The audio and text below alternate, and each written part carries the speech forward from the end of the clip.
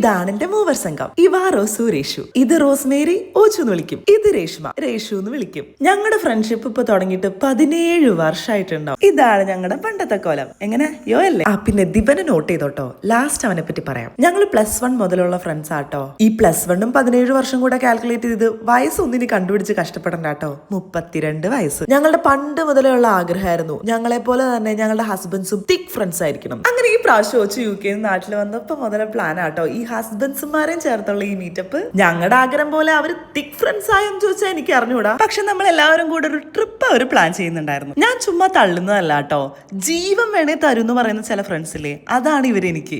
എല്ലാ friends meetup പോലെ തന്നെ പണ്ടത്തെ കാര്യങ്ങൾ പറഞ്ഞ് കുറെ ചിരിച്ചു അങ്ങോട്ടും ഇങ്ങോട്ടും കുറെ കളിയാക്കുകയും ചെയ്തു. ഇവരുടെ ഇടയിൽ ഞാൻ ഭയങ്കര കംഫർട്ടബിൾ ആട്ടോ. ഞാൻ ഇവരുടെയൊക്കെ ബർത്ത്ഡേ പോലെ ഇടയ്ക്ക് വിഷ് ചെയ്യാൻ മിസ് ചെയ്യും. എന്നാലും ഇവർക്ക് ഒരു പരാതിയും ഇല്ല. ഇവൻ ജെറിൻ, ഇവനെ ഞാൻ നോട്ട് ചെയ്യാൻ ആദ്യം പറഞ്ഞില്ലേ, ഇവനും സെയിം ക്ലാസ്സിലുണ്ടായിരുന്നതാ. എന്റെ സ്വപ്നത്തിൽ പോലും വിചാരിച്ചിട്ടില്ല ഇവര് തമ്മിൽ കല്യാണം കഴിക്കുന്നു. പഠിക്കുന്ന സമയത്ത് ഞാനും രേഷു എപ്പോഴും അടിയായിരുന്നു കേട്ടോ. എന്നാൽ ഓച്ചുമായിട്ട് അങ്ങനെ വഴക്കൊന്നും ഉണ്ടായിട്ടില്ല. തിക് ഫ്രണ്ട്സിനപ്പുറം ഞങ്ങൾ സിബ്ലിങ്സ് പോലെയാട്ടോ. ആ ദിവസം പെട്ടെന്ന് അങ്ങ് തീർന്ന പോലെയായി. വൈകാതെ വേഗം കാണാന്ന് പറഞ്ഞ അന്ന് ഞങ്ങൾ പിരിഞ്ഞു.